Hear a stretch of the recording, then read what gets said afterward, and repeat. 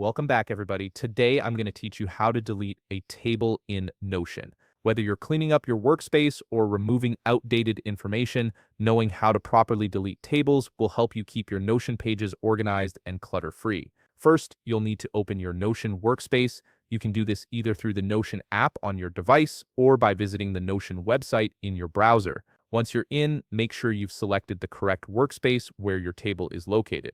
This is important because you want to ensure you're working in the right environment before making any changes. Next, navigate to the specific page that contains the table you want to delete. Notion organizes everything into pages, so you'll need to locate the exact page where your table lives.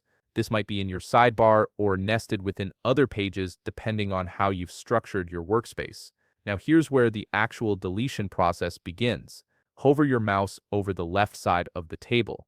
As you do this, you'll notice a 6 dots icon appear. This icon looks like two vertical columns of 3 dots each, and it's Notion's way of indicating that you can interact with the entire table as a single block.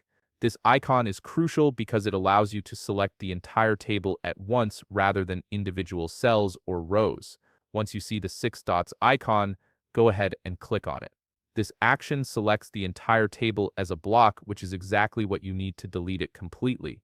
When you click the icon, a menu will appear with several options for what you can do with this block.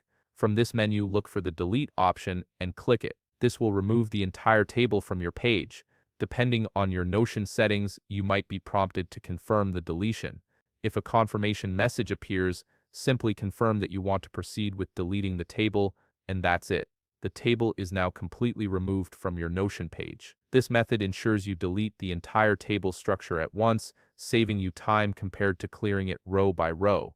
If you found this video helpful, please leave a like and subscribe. Thanks for watching.